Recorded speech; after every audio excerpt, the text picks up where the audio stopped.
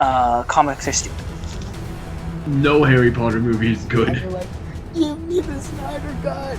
Oh, sorry, just walk in front of you here. I'm gonna put my popcorn down. Oh, sorry, gotta put this here. Universal needs to sue Sony. Hey, I'm an idiot. I was fired from Fox. Let me go. I'd like actually to see Venom just crush Spider-Man.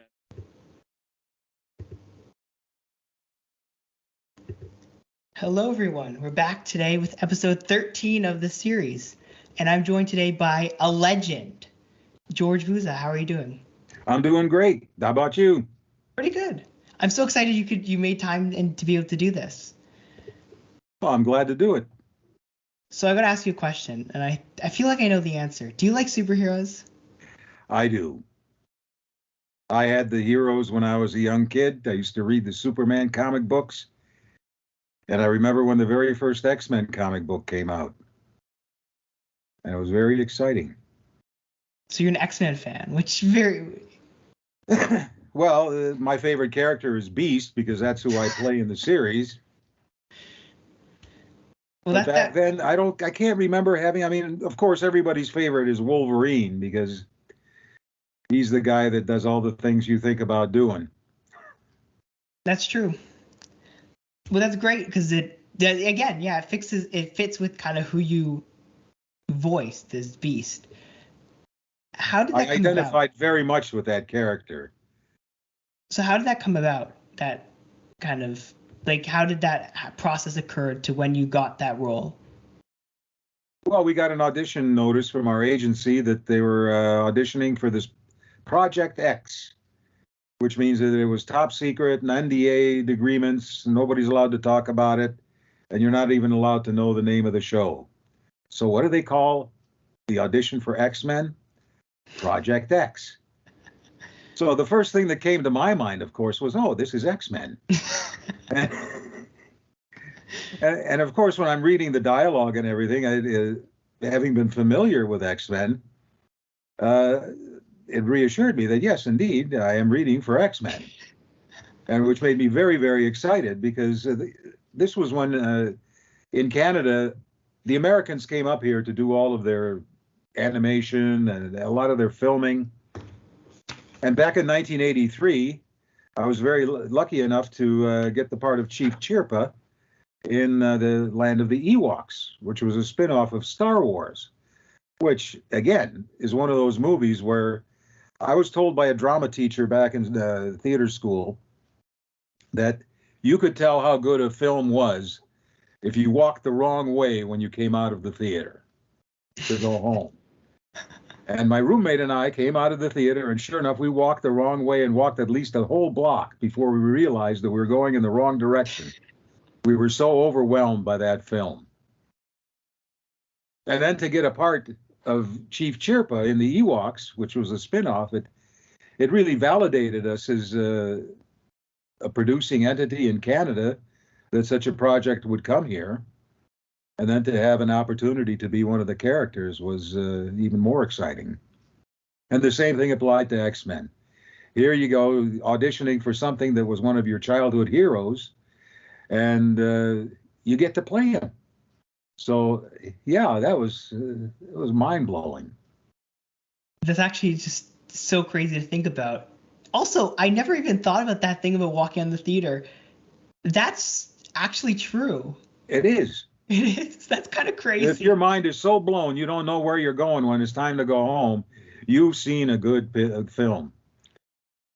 That's how I'm judging all movies now. If I know where I'm going afterwards, it's not a good movie. And I remember that because it's over 50 years since I graduated from university, and to remember that from one of my professors, he had an impact as well. But I'll never forget that. That's actually kind of crazy. Now, why did you come to Canada? Because you were initially born in Cleveland. Well, I was brought here. I was working in a company down in the States that had some Canadians in it, and I made some connections, and I got invited up here to play a part in a play that was written by Des McAnuff back in 1974. And the show went terrifically well, and Des went off to be an enormous megastar. But that's what brought me up here, and I came up here for the theater because in 1974, Toronto was a real hotbed of experimental small theaters that were exploring some new avenues, very much like what you would find in the off Broadway theaters of New York, but without the cost or the perils of New York. So Toronto was one of those beautiful places that I was lucky enough to be able to come here and be invited to come here. And then they kept offering me more work.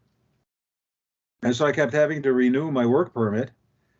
And after an offer of a complete season at Young People's Theatre and Toronto Free Theatre, I applied for landed immigrant status, and I had to go back to the States to make the application. And within 3 months, they called me to Detroit to have an interview. And I had the interview, and they granted me a permanent residency, which allowed me to come up here and work permanently. Because by that time, I'd fallen completely in love with Toronto. It was just so beautiful here, and it was very exciting. You know, the 70s were a real exciting time for theater. So that's how I came here. That's actually so interesting because, like, typically, you know, people who are born in Canada, typically, when they want to kind of get into the industry, they go south to the U.S. What? Because that's where the money is. It's very rare to see someone come here and then just kind of stay here. Well, you got to remember that 1974 was also a very hectic time down in the States. Nixon had just resigned. There was a huge scandal in the White House. Vietnam was still happening. The draft was over, but the war didn't end for another year. And I spent a year and a half, 1A, which means you're waiting for the letter that comes in the mail that says greetings, which means get your jungle boots ready. But they switched from the selective service, went to the lottery system. And so you were immediately put into that pool.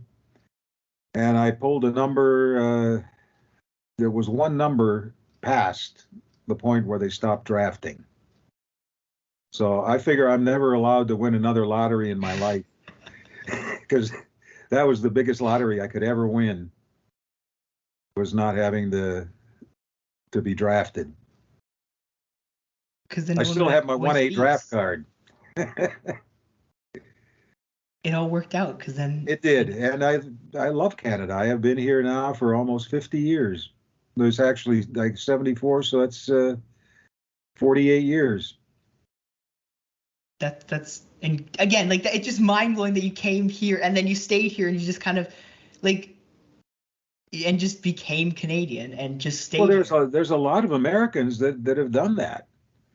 I worked with dozens of people in the theater who came up here from the States for the same reasons that I came up here. It was because you can do a lot of good work in Canada. You might not get the same recognition as you would in the United States as if you became a star. You don't make anywhere near the money they make down there, but you have a quality of life. And this is what I weighed, was my choices when I got out of university was to go to New York, Chicago, Los Angeles, and I never even thought of Toronto until it popped into my lap. But all those places are huge pools of actors, and a lot of people go there and never ever achieve the dreams that they have. I mean, in Canada, an actor is never going to become a multimillionaire. They might not know your name when you're there. Hey, do I know you from? So you worked with Benny, didn't you? No. I know you from somewhere. They never think that, they saw you on TV. So in Canada, it's kind of easy to be anonymous and still have a fairly decent quality of life and do what you love doing. And make good content and make good movies. And TV shows. I mean, the fact that all the American companies come up here to shoot their movies and do their animation is testament to the fact that our work is respected. And the fact that we work cheap is a big draw. Also, all the tax credits in Canada for The tax credits help too. and I think that's also kind of the point of this overall series is kind of spotlight those people who typically are overlooked by the general population because of all the great work that they do. So when was your kind of the moment you decided you wanted to act? Oh, that's very easy. When I was a senior in high school, I went to an all-boys school, and right around the corner from us, there was an all-girls school, and my girlfriend went to that all-girls school. And in the senior year, they have the senior class play, and they need guys to audition because there's a lot of men's roles in musicals, and they needed people to come and audition. So my girlfriend said, "You got to try out for the play." Well, at that time, I'd never even really seen a play. And I thought, I don't want to do that. Well, you don't say no when your girlfriend says she wants you to do something. So I got into the audition thing and sang my alma mater as my audition, and I got the part of Mr. Bumble in Oliver. And I enjoyed every minute of that. And the minute I stepped out on stage and realized that I could amuse people and I could get a laugh, and how rewarding that was, I realized that this is really what I would like to do. But of course, as soon as you tell your parents that, no, you can't be an actor, you can't do this, that's the bohemian lifestyle, you'll never make it, you'll be starving all of your life, if you do that, we'll disown you. So I had to do a double major through university of English so that I still had that facade of going to be an English teacher when I graduated, while carrying a full major of theater arts. And slowly but surely, the theater arts way outweighed the English courses, and the English turned out to be a minor. And I graduated with like 3 times the number of hours in theater courses that I needed to graduate. But I just loved it so much. I couldn't stand not being in a play. I auditioned for everything that they ever produced as long as it didn't conflict with something I was already doing. I just loved it. I didn't even get into TV or film until 1976. Up until then, all I did was theater. So kind of growing up, did you have a movie that kind of spoke to you and something you go back to as like, like a kind of a inspiration, I guess? Well, when I was a young boy, my grandfather used to take me to those fantasy films like the Sinbad movies. We always went to see them on the big screen. And then again, I ended up being Sinbad's older brother on the Adventures of Sinbad. So again, one of my boyhood dreams came to fruition, and there I was in South Africa playing Sinbad's brother, swashbuckling, sword fighting, and saving young damsels from monsters, and all the fantasy stuff I saw as a little kid. Now I was doing for another little kid who was able to watch. So it came full circle.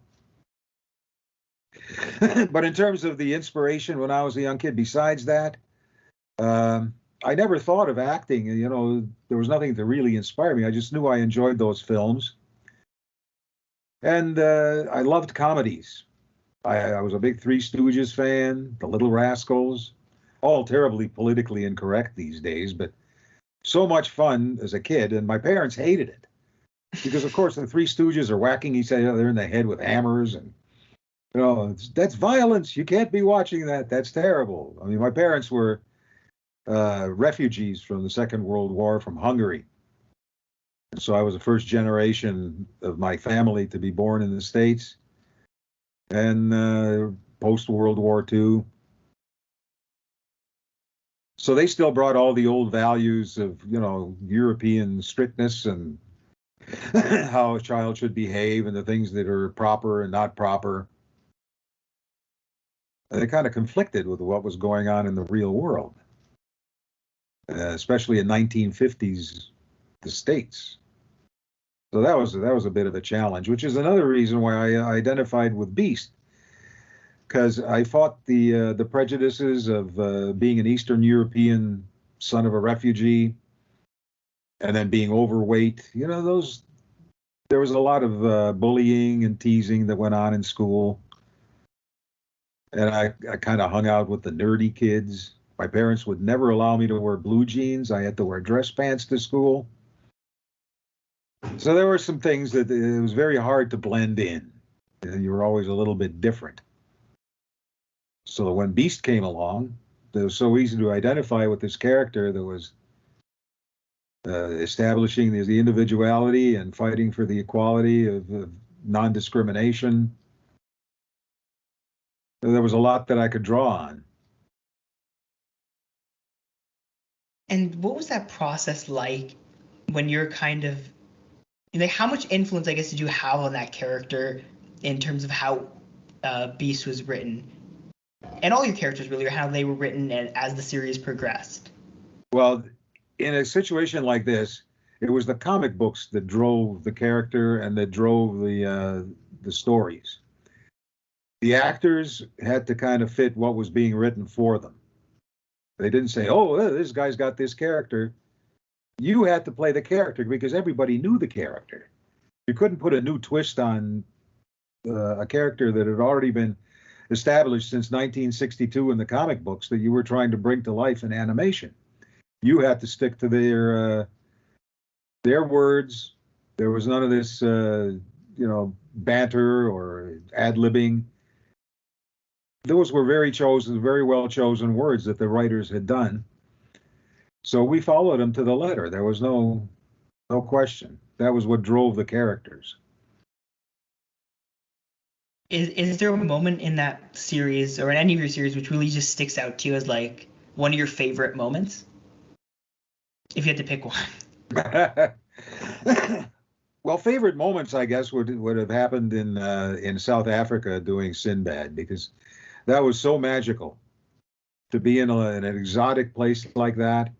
And the scenery was just so spectacular. And the reason they chose Cape Town in South Africa as the location was because all those places that Sinbad would have traveled around the world were represented in that small province of the Cape Province.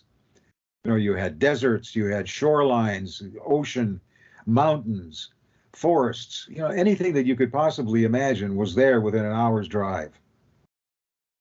And then to experience all that and see some of the wildlife that you would encounter just in your everyday work, you know, it was really, really magical. And it was a terrific cast.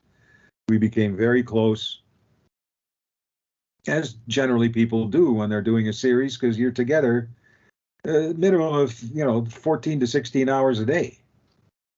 And so you become very bonded, and sometimes it lasts a lifetime, and sometimes it lasts a few years. But the bonding is always fairly deep. And what was it like so there's a character who people don't know. I think typically when they look at your resume, they don't realize you were also Santa Claus. Quite a number of times. Which is not something that a lot of people can say. They were one of the best X-Men characters, and also Santa Claus. And a 4-year-old kid. And that, yeah. In Maniac Mansion, which was completely opposite to the things that I usually played. I was bikers and bad guys and gangsters, and to play a 4-year-old kid. And again, this was because the people who were doing the casting, which was at that time Eugene Levy and not Michael Short. They were the producers and the writers of the show. They saw those qualities that I had that were underneath the veneer of the biker and the bad guy. So that gave me a chance to step out of that character. And Santa Claus, I've always enjoyed playing Santa, except when I was a department store Santa Claus in university. That was... So many parents force their kids to go see Santa Claus when they don't want to go. And they put them on Santa's lap. And there they are, twisting and kicking and flailing for all they're worth. And the number of times I ended up having to wear a cup. just for protection. I was more well padded than Santa than I was when I was playing football. Because these kids, they're screaming and yelling. You know, some of them were just mesmerized, but there was a few that came in there just a kicking. And you got peed on and barfed on and sneezed on. You came down with childhood diseases you thought you already did, you know, for a couple of bucks an hour, which was what you got back then. That's crazy. But it was, you know, again, it was a base. It was a base for things you don't know what's going to happen later on in life. And I still have a Santa suit, and every Christmas I put it on and we go take photographs with the family, and all the little kids sit in my lap. I have 11 grandkids. Whoa. Oh yeah. Yeah, it's a Christmas time here is like Toy Mountain. That's crazy. You should put on a beast costume instead of Santa. Oh my goodness, no, I've been painted blue before. A beast costume is not a costume. You realize that Beast is really blue. It's not an outfit. It's not like a Superman leotard. Beast is blue. He's blue fur. Maybe we should get fur and then put it Oh, on. gee.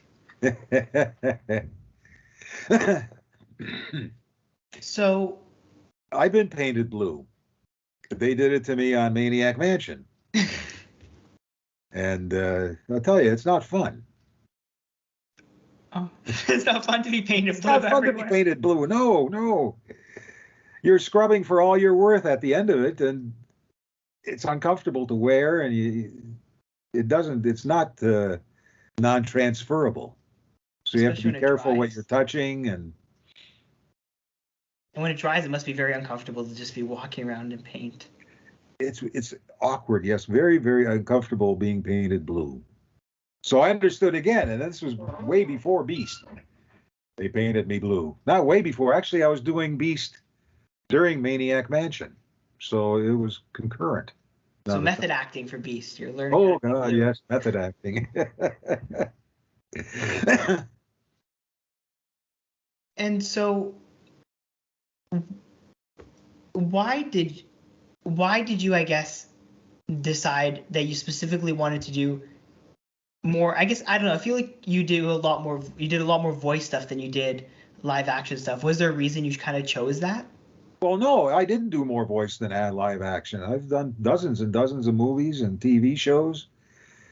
As an actor, you just take whatever comes along. Do you have a And, preference, live action or voice? well, now it's voice because I'm in my 70s, and it's painful to sit around or stand around on a set for all those hours. I just did a movie in May, and again, I was a Santa Claus. It was for the Great American Channel, which is a spin-off of the Hallmark Channel. Same kind of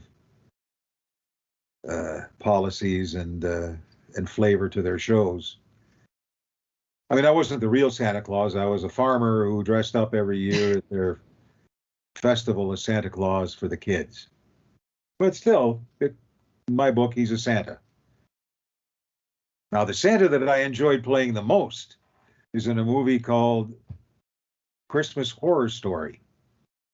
Have you heard of that one? Yes. That was my favorite Santa. I can't even imagine why. Have you seen it? I have seen. Yes, I have seen it. A long time ago, but I've seen it. All those zombie elves. It was such a different movie. You know, that movie got an 80% rating on Rotten Tomatoes, which is pretty good. And we talked to Grant Harvey in a previous episode already, so. They had 3 directors, 3 writers, and they merged 3 stories into one film, which I think is very clever. And it was a lot of fun to do. We were all hoping there'd be a sequel, but they always tell you, oh yeah, we're going to do a sequel, and then it never happens. But I I'm know, still it's glad very that we weird. got that position in the Hall of Horror Movies of an 80%er from the Rotten Tomatoes people, because they're pretty strict with their ratings. Sometimes they're strict. The fact that that movie got an 80% is actually like even more of a of an achievement than like a movie that's trying to get an 80% gets an 80%. Well, it was a low budget film, and we did it in a couple of weeks, or maybe 3 weeks or something like that. But I thought William Shatner in that movie was just spectacular. I loved him in that. And when you're not acting, what do you do? What do you kind of do in your free time? I'm addicted to crossword puzzles. I used to do a lot of gardening, but I don't do that anymore because, well, my garden got taken over by the kids, so now it's a playground. And also, I'm too arthritic now to be kneeling down and digging holes in the ground. And I used to ride a motorcycle. I sold it last year because, again, the arthritis just got the better of me. And I'd been riding since 1980. Wow, that's a It was long a long time. time. And it was very sad to sell the bike, but if you're not 100% comfortable and confident that you can be as alert and quick with your reactions and on the controls, then it's time to hang it up, because it's very dangerous to ride out there. I've been hit a couple of times. I've broken things. You didn't keep it for any of your grandkids? Have I what? You didn't keep the bike for any of your grandkids? Oh, no. The oldest one is 21, and he's not interested in bikes. And the only one that was interested in the bike is a little kid now. He's 11 years old, and the bike was a very big bike. It was not something that a little kid could ride. Do you watch kind of movies and TV for fun? Oh, absolutely. I'm addicted to TV. What are you We watching right watch a now? lot of series. I like all the Chicago PD, Chicago Med, Chicago Fire. I was binge watching The Sons of Anarchy. I worked with Ron Perlman on Quest for Fire. So that was a kind, and then Kim Coates and I go back a long, long time too. So it was fun watching people I knew. I tried to get on it, but they weren't hiring anybody from up here. I thought, boy, wouldn't it be great to be on that show? Did you show your grandkids, and have you shown them all X-Men?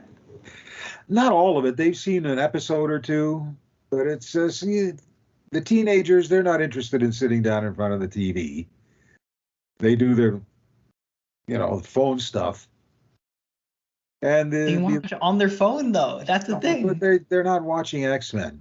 They know I do X-Men. I bought the little boy an X-Men doll of Beast, which he treasures, but they haven't asked to sit down and watch all the DVDs. And I'm certainly not going to sit them down and force them to watch my work. Nobody's asked. I'm sure they've Googled stuff and watched stuff, but they did come to the premiere of Christmas Horror Story, and they got turned away because some of them were too young. So we had to send them to that movie Mars.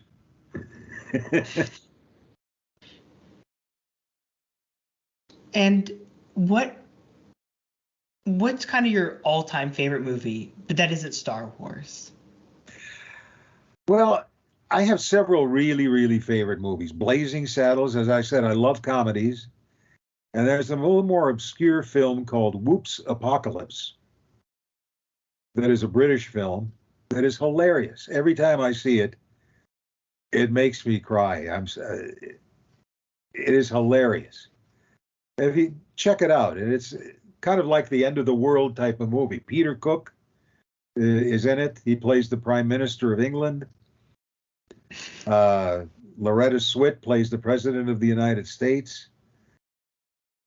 And the gist of it is that Princess Diana has been kidnapped by the Russians and being held captive in some island in the Caribbean.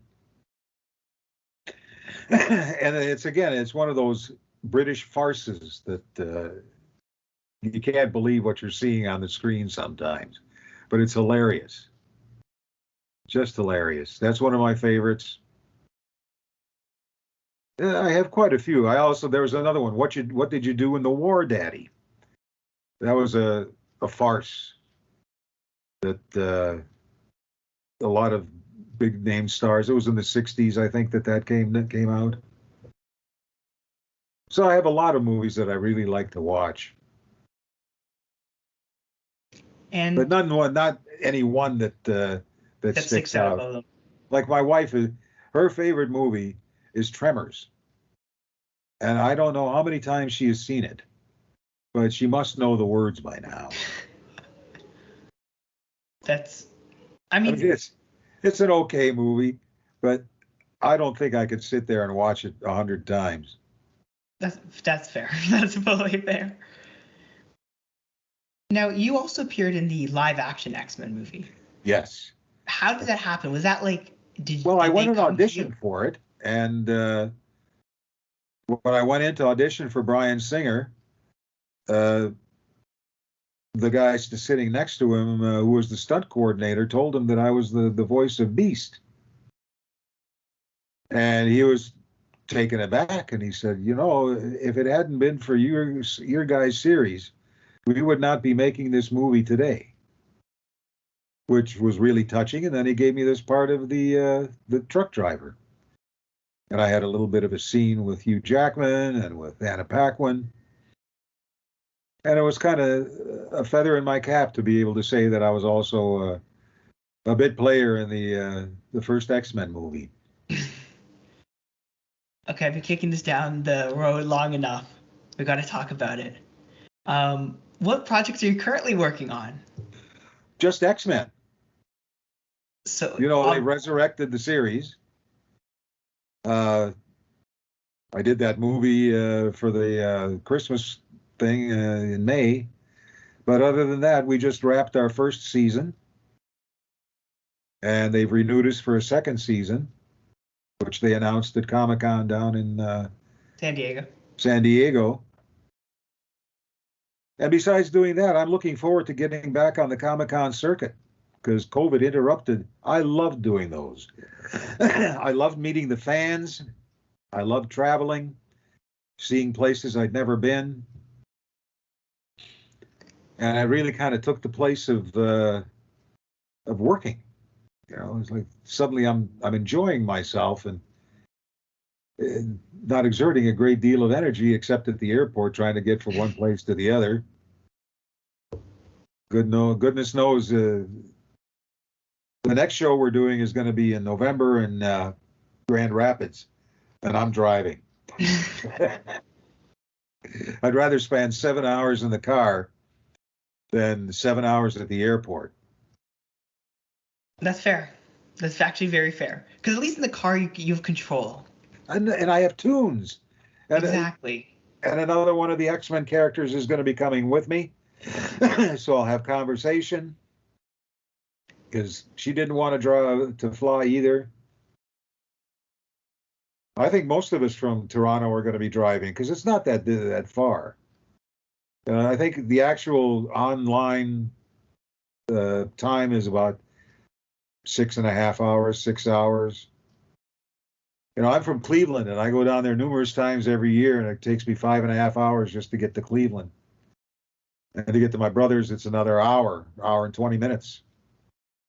So a 7-hour drive is not a big deal, as long as it doesn't snow. Oh, yes, that is the big caveat. That's the big caveat. Because you never know. October could snow, December could snow, May could snow. Who knows? I know. Yeah. Well, I'm just banking on it. That's fair. It won't, or that I can deal with it. So, what was it like stepping back into Beast after a very, very long time between? It was exhilarating. That's the only word I could use.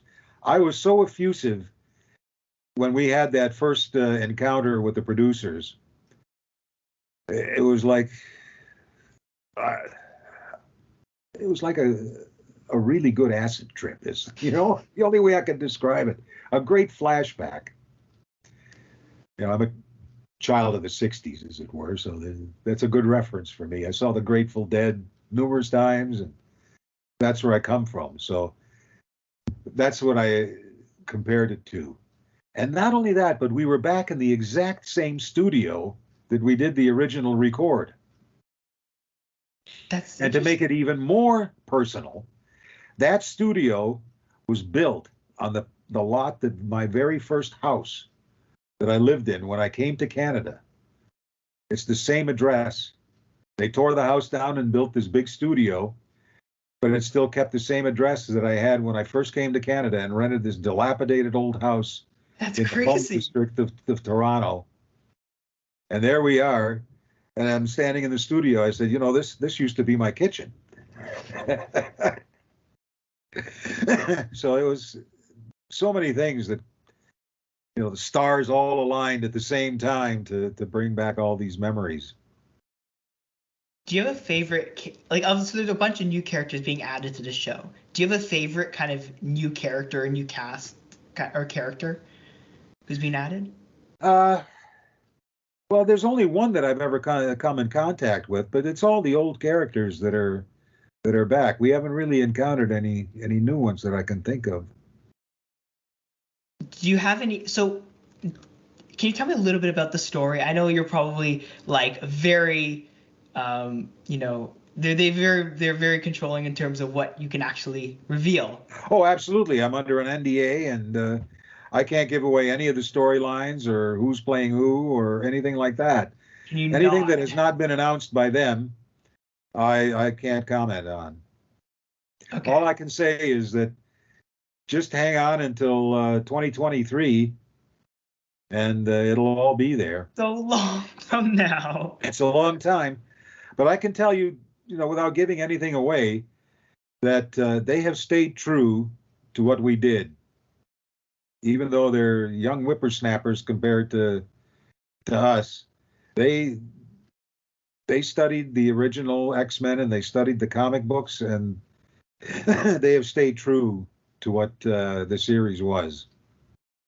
It was like picking up the script 27 years later. Now, if you ever got a chance to, for example, play the live action or voice the live action version of Beast, would you consider taking that on? Absolutely not. My God, No? Beast is an athlete. I'm in my 70s. But just the voice, Would not I have the known body. At some point in my life, I might have, but Beast is like a young man. He's not an old fart like me.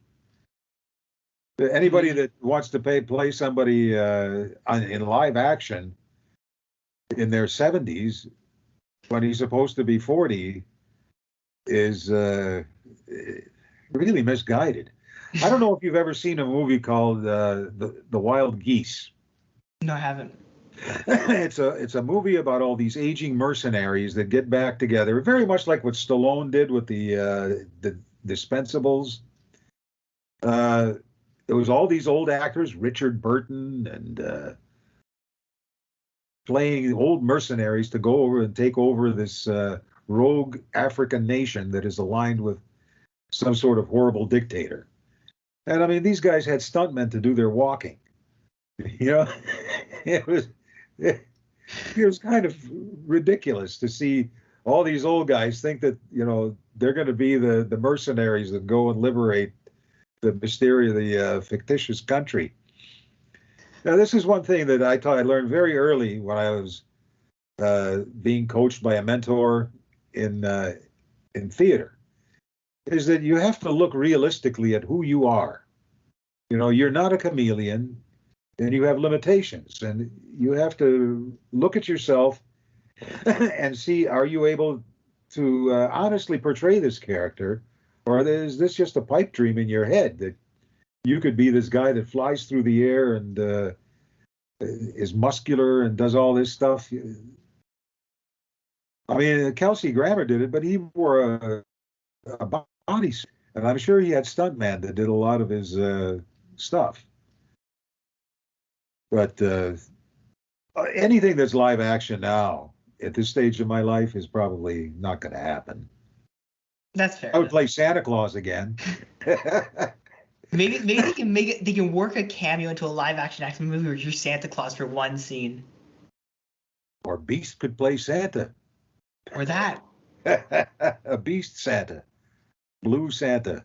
I actually love that idea a lot.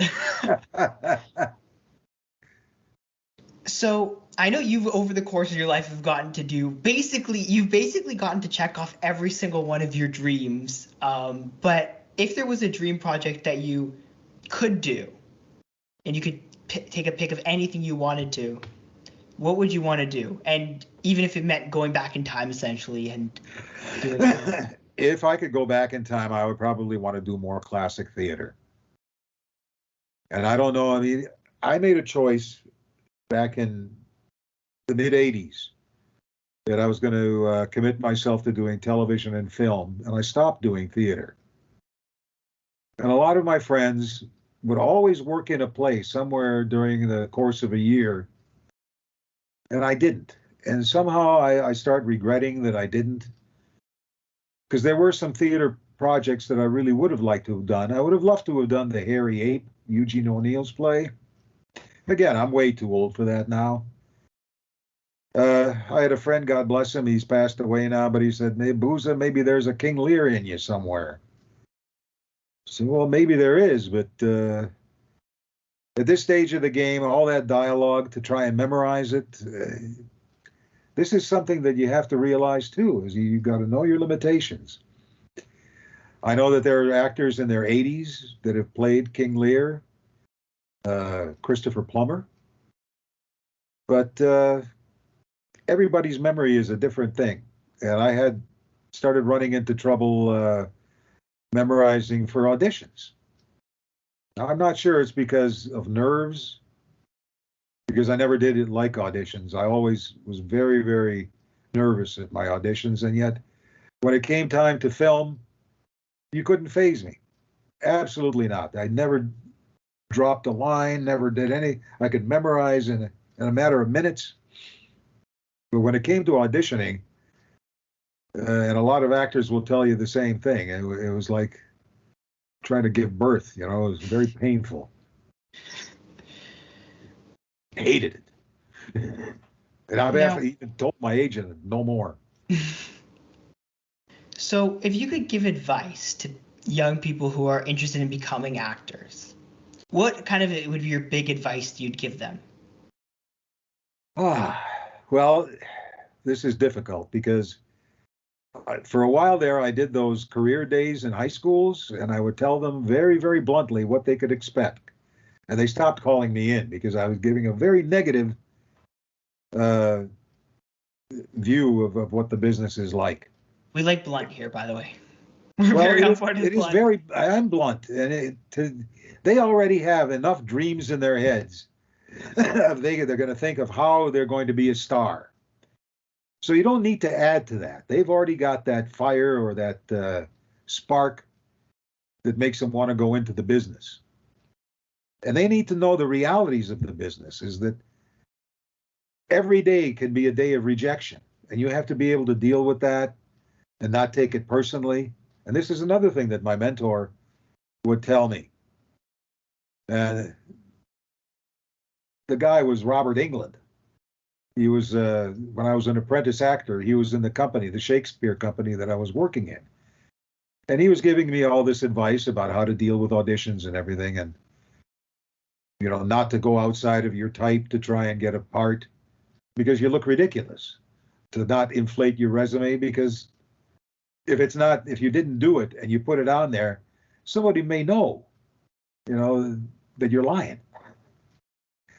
But what was the advice that I give? Be prepared to be let down. If you do end up being so lucky that somebody pulls you out of anonymity and gives you something really big and it hits, that is like winning the lottery. It doesn't happen frequently, and you'd probably have the same odds of that happening as if you went out and bought a lottery ticket.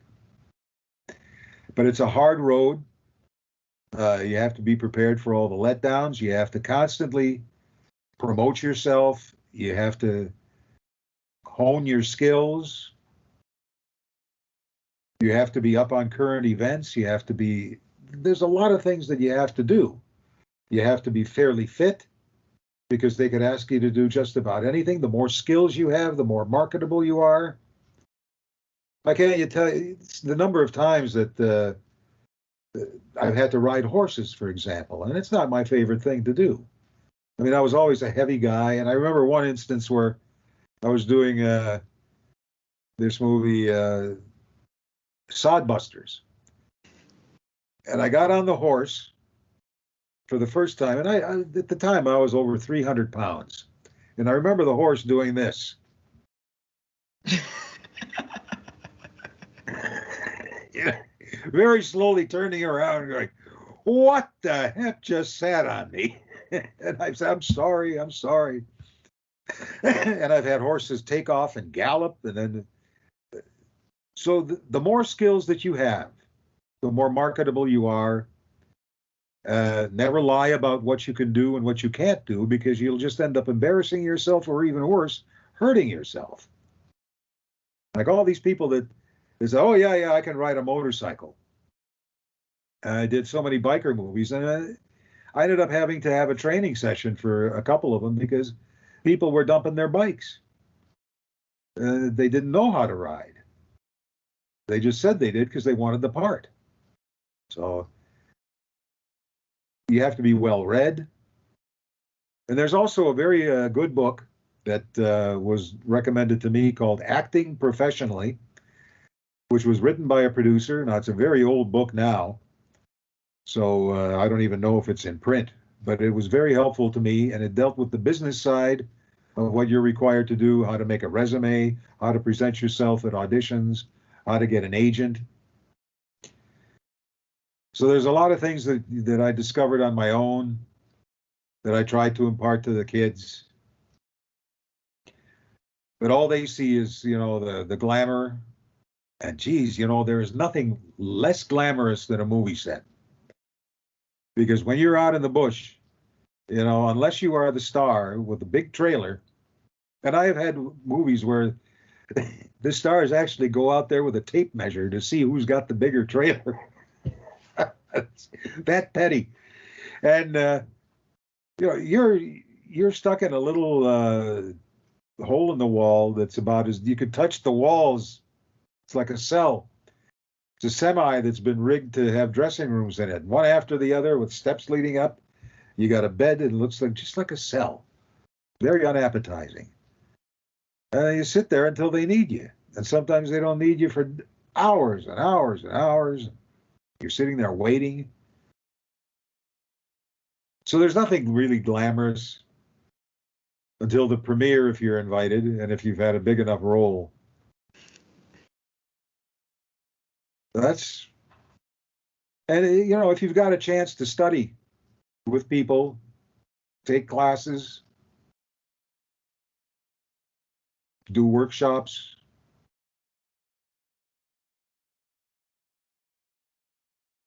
That's in a nutshell. But steel yourself for the rejections and enjoy the times when you get picked for a part. And with that, I don't want to keep you any longer. I know you're very busy, and I know you've got so busy. a lot of things to do. But thank you so much for coming on and taking the time out of your schedule. My busy day of barbecuing and reading and doing puzzles. It's crazy. I've been in shock this entire interview. I'm talking to Beast, like this character I grew up watching. Well, I hope that you won't be disappointed, because we're looking forward to the premiere of next year. And I think we're going to be giving a good show. No doubts about that, because if you're involved, it's going to be amazing. And We got to definitely have you back on closer to the show so you can talk more about that specifically. Yeah, when I'm at more liberty to talk about it. Exactly, when you're the Right Marvel. now, we're still pretty hush-hush. I know Lenore was down in Comic-Con in San Diego. We didn't go, but she was down there, had a table, and met the fans, and yelled hello to everybody from the audience during the panel. The next time you go to Comic-Con, you got to show up in a Santa costume. Actually, no, I have to show up wearing a Howard the Duck T-shirt.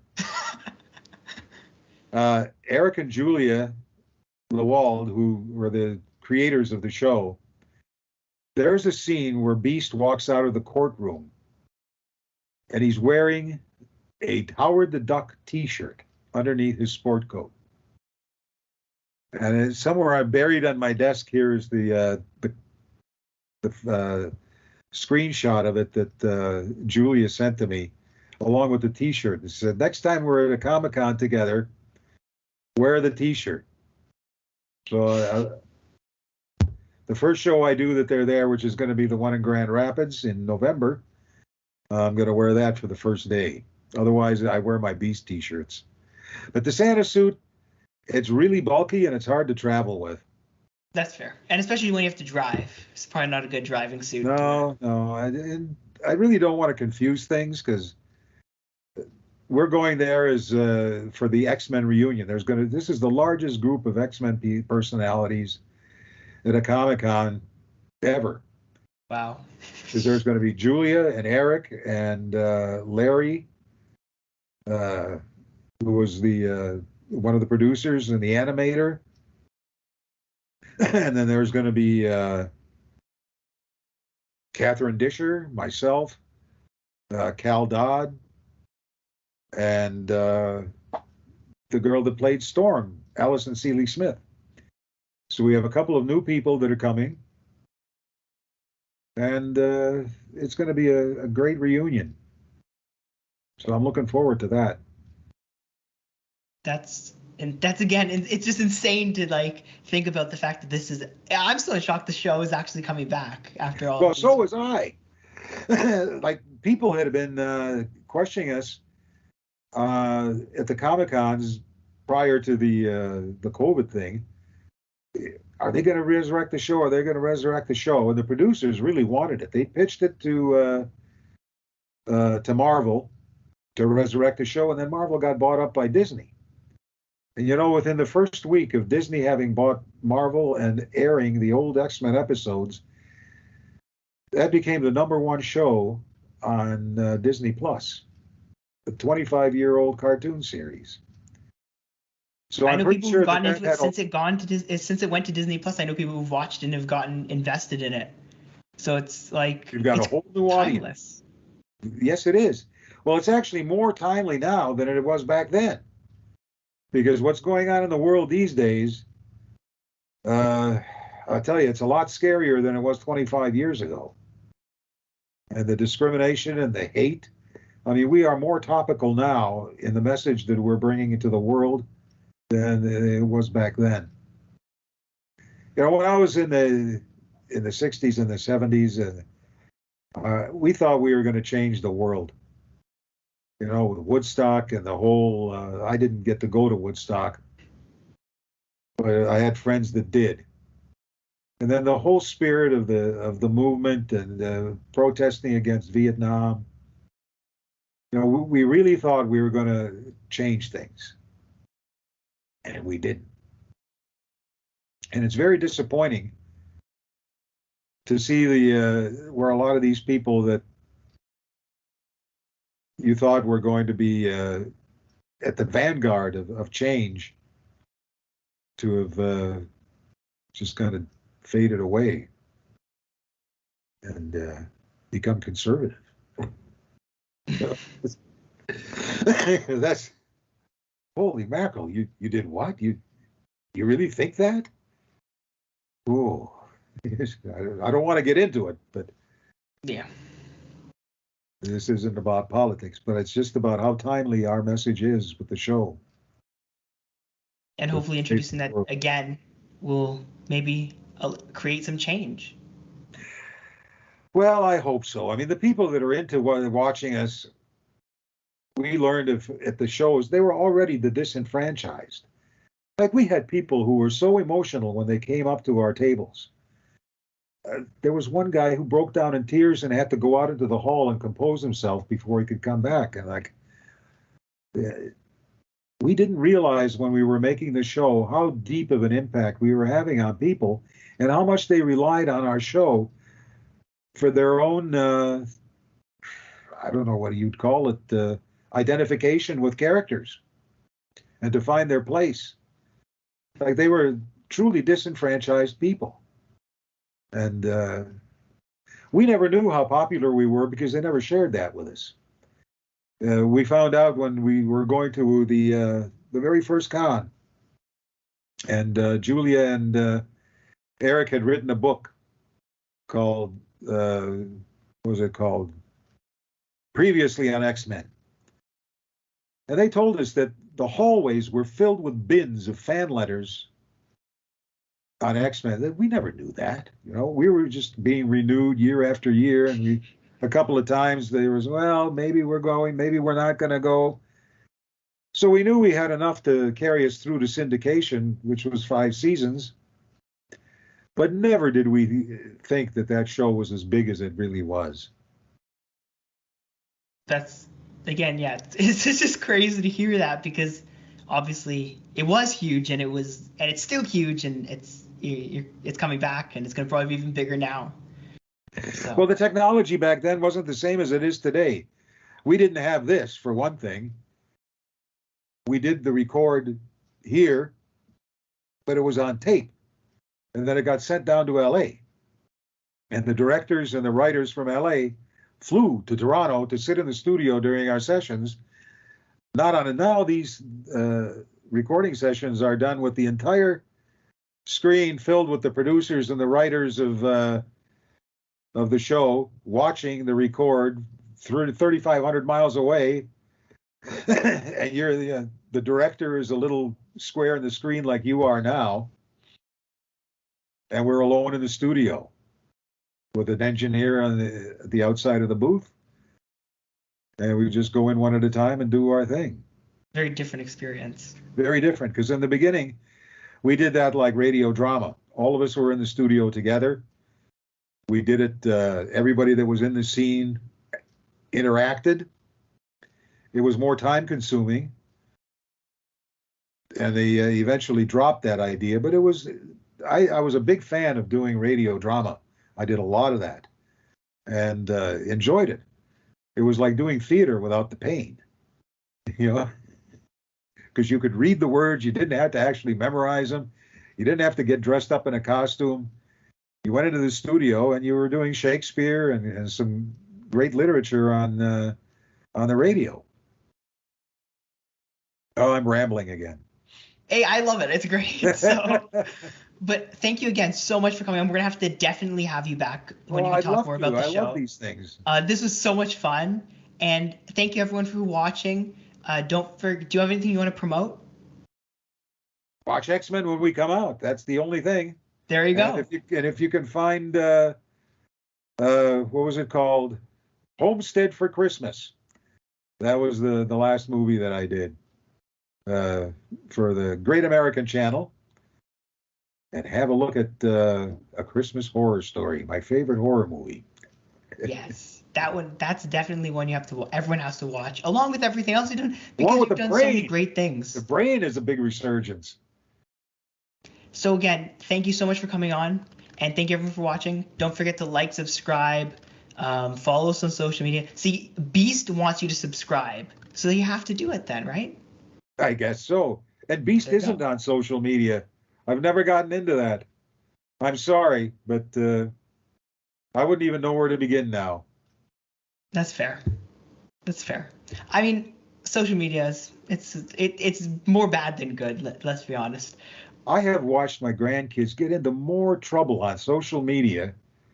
They get into beefs and they get into all kinds of crazy stuff that, we didn't have that. It was Yeah, in-person beefs. It was not online. It's all online beefs. No, it's And crazy. it's more serious than when you got into a real beef in school. You know, a couple of shots and it was over. This goes on forever, and you don't even know where it's coming from. Some anonymous person on the internet. Yes. It's crazy. Alrighty. Okay, thank you so much for Thanks so coming. much. We're gonna definitely keep in touch. I definitely want to. Yes. We I definitely have love to talk that. again. You asked and- good questions. Thank you, and you gave great answers. So see you all next time. Bye. Bye bye.